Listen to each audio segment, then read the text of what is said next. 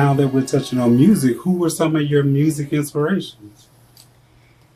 Oh, shoot. When I was a child, my most inspirations in music was through the Caravans. Shirley Ceasar. She don't even know, but she know today. If she see this, she's gonna know today that Shirley Ceasar. I would walk around the house trying to sing like her. I tried to do every run. I wanted to be anointed like her. I wanted to preach like her.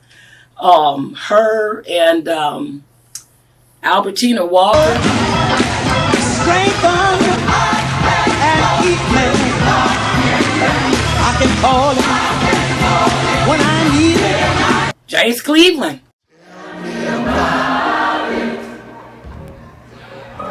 Tell me about it. You said you sick.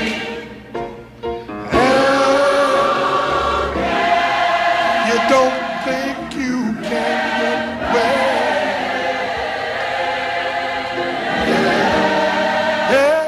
James Cleveland and his choirs, and oh my God, just all the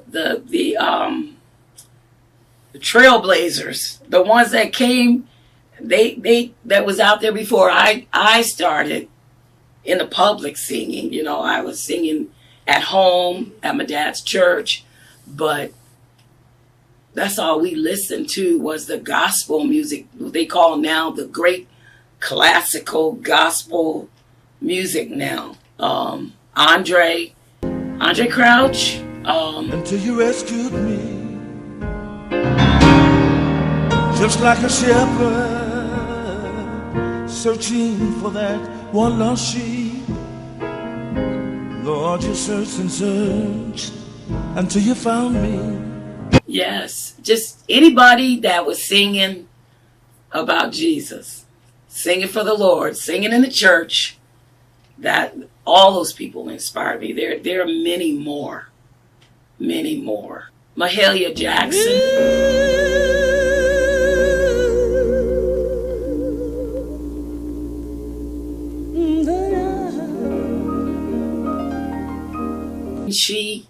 I was inspired by the era of time that she started singing, the things that was going on in the world when she was singing. It's so many. And then, you know, I love the what they call the old school music. Oh, Marvin Gaye, the Four Tops.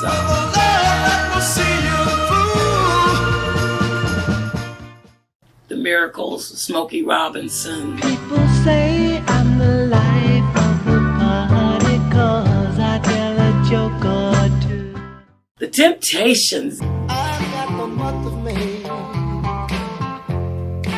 David Ruffin, and oh my God, my girl, and we did the Temptation Walk, and Lord, let's see, all of them, and I still listen to them today.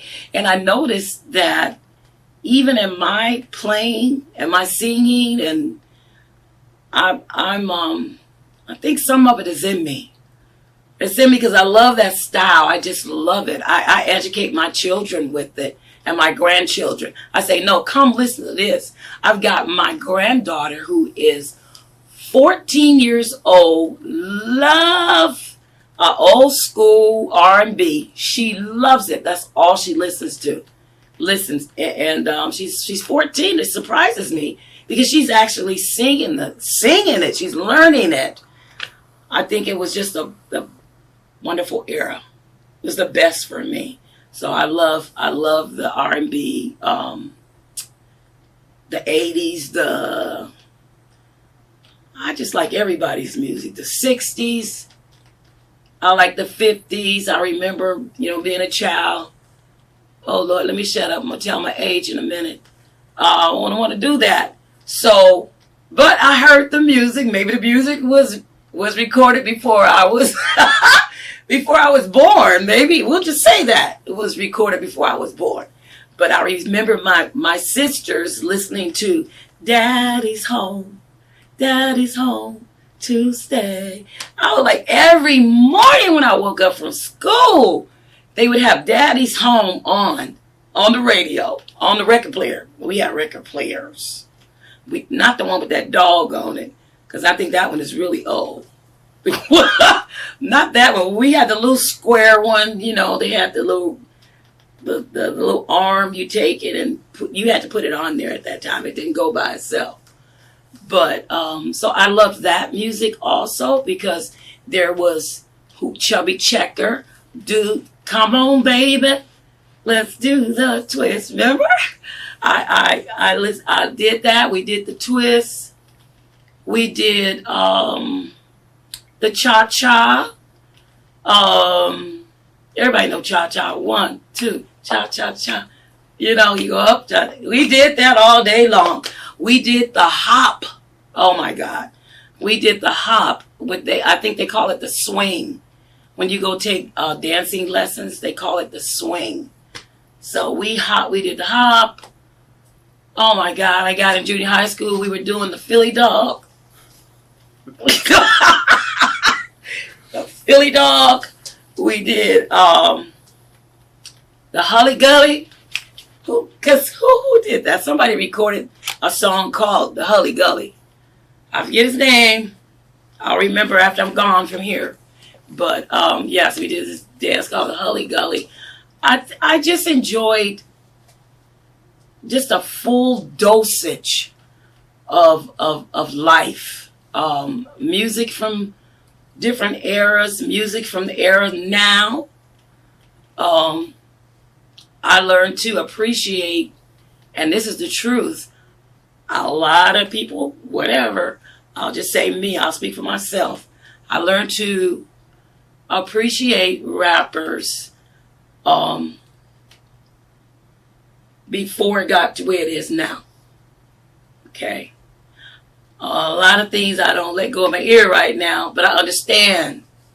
I understand what they're saying, understand how they feel. But, so, I mean, you know, I watched what rappers just come into full flight. You know, now I had to kind of get a little used to the music nowadays, because it's more music and more tracks seem like than it is singing, and I want to hear some singing. I love rap that is in harmony, and when they have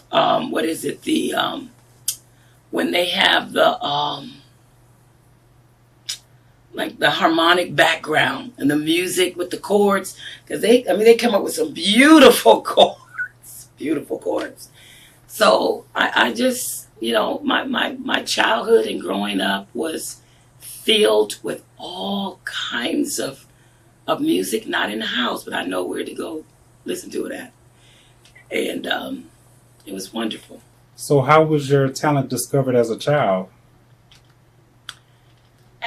As a child, at the age of 3, I started hearing music, hearing harmonies, you know, because at church we would have the choir, and I was too young to be in it because I was only 3 years old.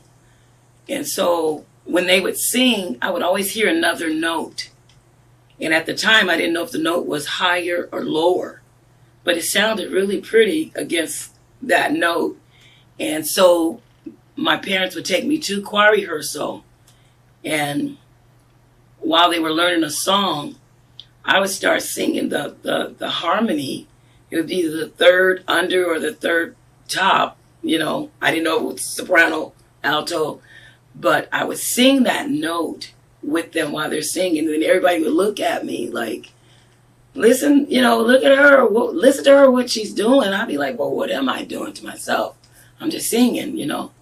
But they started having me to sing that note. Then they would teach the choir both of those notes. And I learned later on that was called harmony. So they started feeling like, okay, she got some music in her. She's got something. I go to the piano and I would play what I would hear because I could play by ear. Didn't know how to, I was only 3, so I couldn't even read like the kids today. I couldn't read then. And so my mom sent me to music lessons at the age of 3. I didn't know my ABCs, but I could play what the teacher was playing. If she played something, I played it. And so she found out. She said, oh, no, she's not even reading. Well, I couldn't read. Y'all knew I couldn't read when you sent me, you know. So she told my mom, she said, you got to bring her back when she learns her ABCs. So I went back when I was probably about 5 or 6 years old. But already knew my ABCs. I knew my numbers and colors. So she was able to get me the little music book. I don't know if they even still have it. One was called Michael Aaron Music Lessons and John Thompson book. So she used that to teach me music, and I learned to read. And I was still doing my own playing what I wanted to play at home.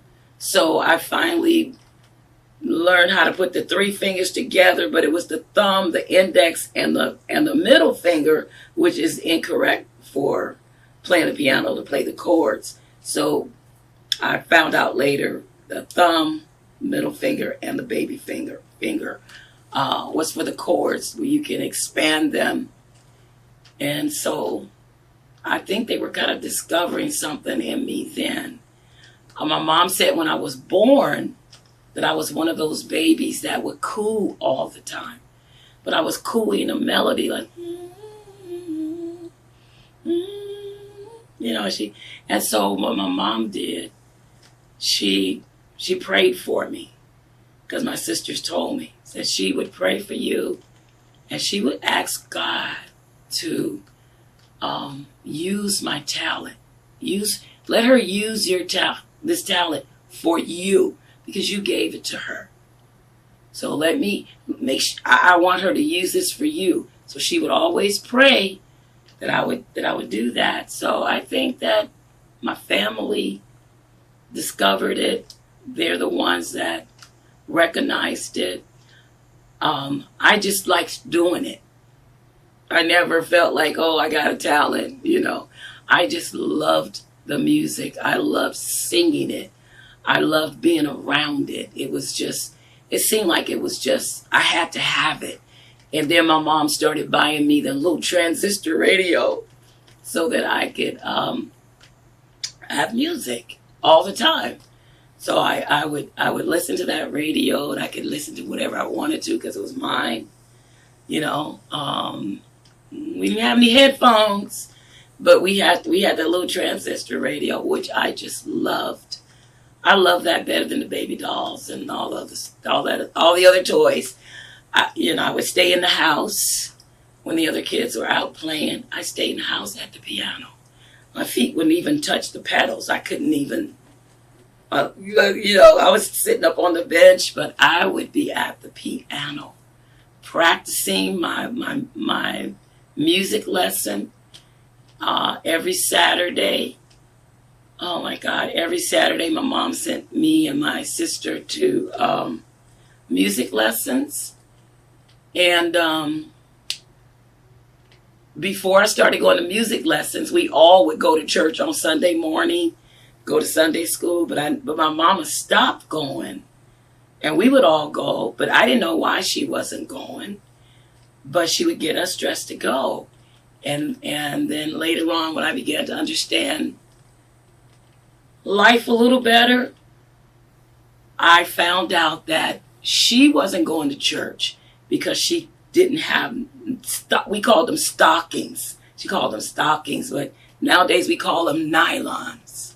Okay, but we call them stockings. She couldn't buy stockings to go to church because she took the money and gave it to my music teacher. So she she didn't go to church for a long time. I mean, when she could, as things got better, because she didn't want to put that burden on my dad. She took that as her own financial project to send me to piano lessons and keep me involved. I honor that so much. Oh my God, I honor that so much. I mean, because church was her favorite place. She was the pastor's wife. Pastor's wife is not here because she's buying piano lessons. And in those days, if you didn't wear stockings to church, then you wasn't looking right, So just saying, that was great. So, I went about 12 years to private lessons, did a lot of recitals, but I still wanted to do my own thing. I wanted to play what I hear. I wanted to do it, but I'm thankful that I learned to read because that opened up a lot of doors too. Yeah. So there was this Dreamgirls competition you were a part of with Jennifer Holliday. Can you tell me more about that? Yes. The Dreamgirls contest came about when I was singing with Gary Lanier, faggot. We met in high school. And him and the rest of the singers, you probably know them.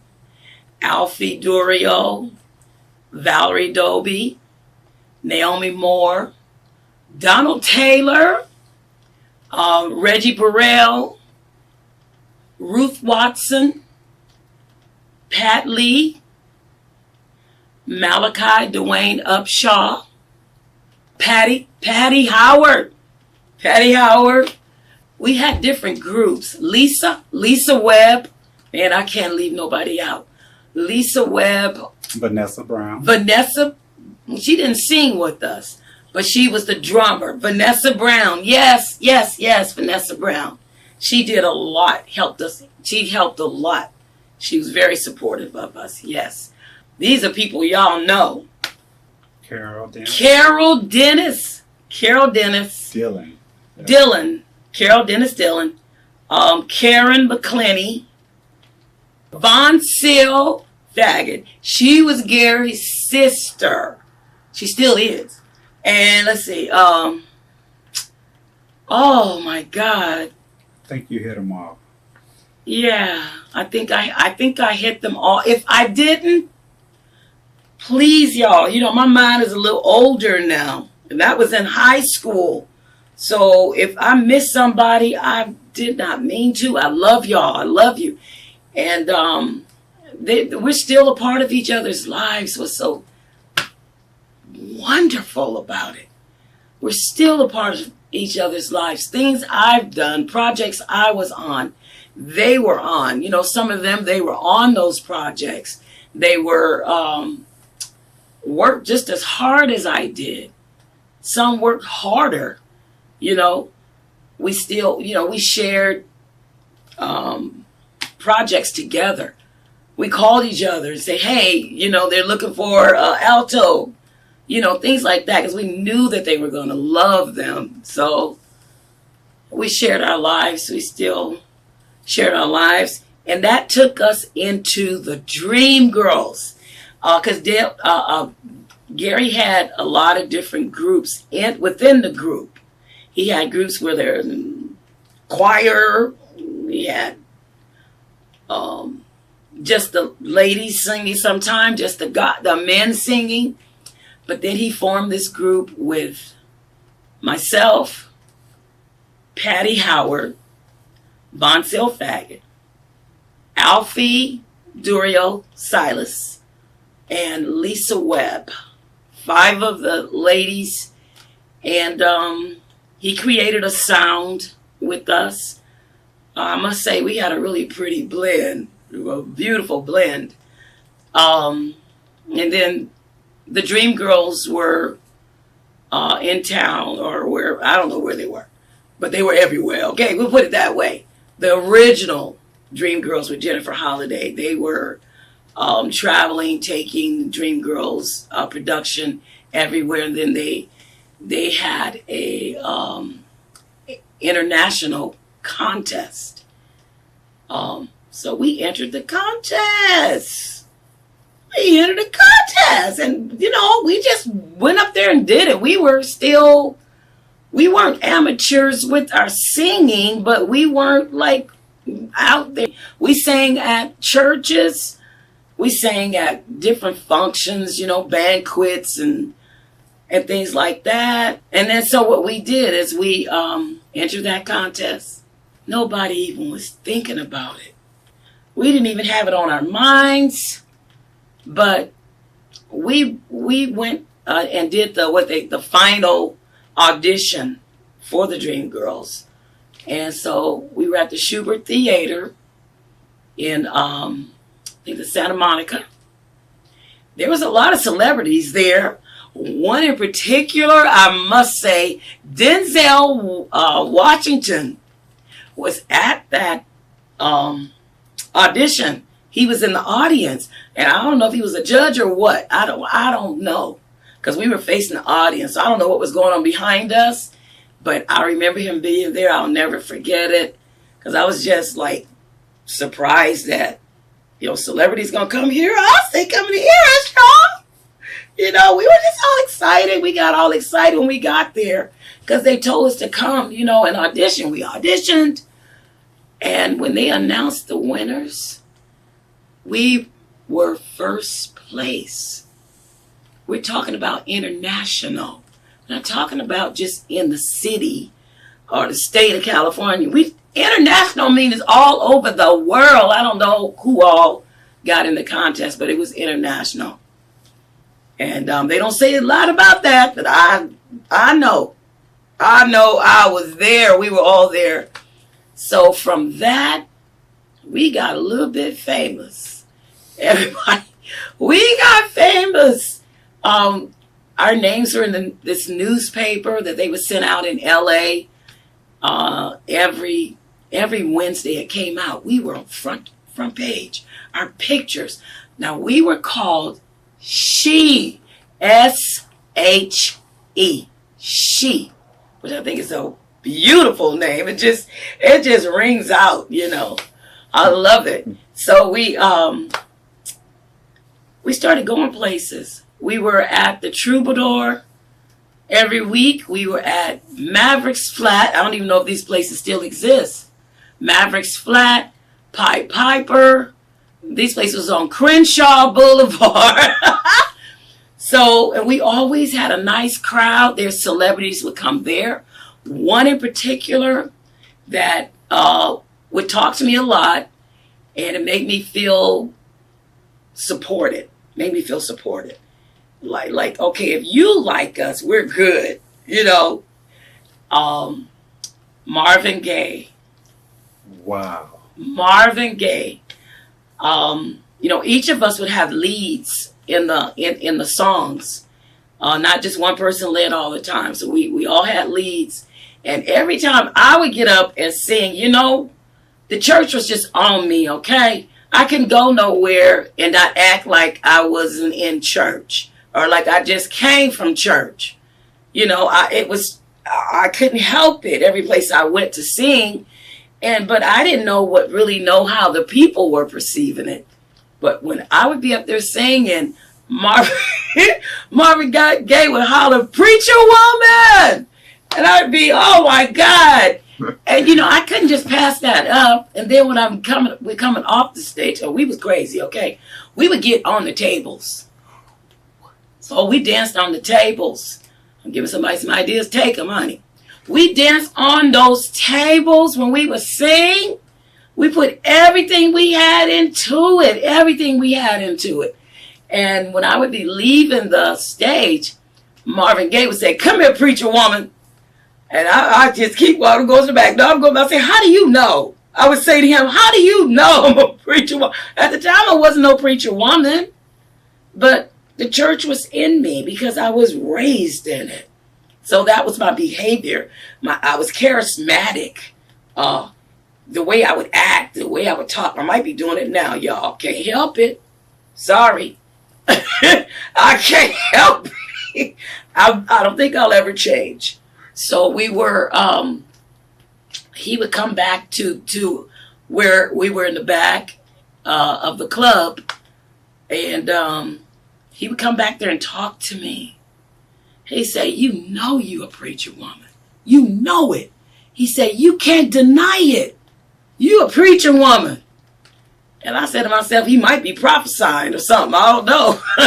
So I would tell the girls that Marvin Gaye prophesied to me tonight. And they would say, what? I said, he prophesied every time we have a show. And they said, what did he say? He keep calling me preacher woman. He said, you know you're a preacher woman. And so I would tell him, well, I would tell him, you need to be a preacher man. You know, trying to, say something. You need to be a preacher. I said, you might be a preacher man. And he was like, well, I said, well, nothing, And then we would actually have a conversation about the Lord. We actually would. And he knew the Lord. He knew, I don't know his walk or their relationship, but he did know. I know that for sure. And I thank God to this day that our conversation always went to what was really inside of here.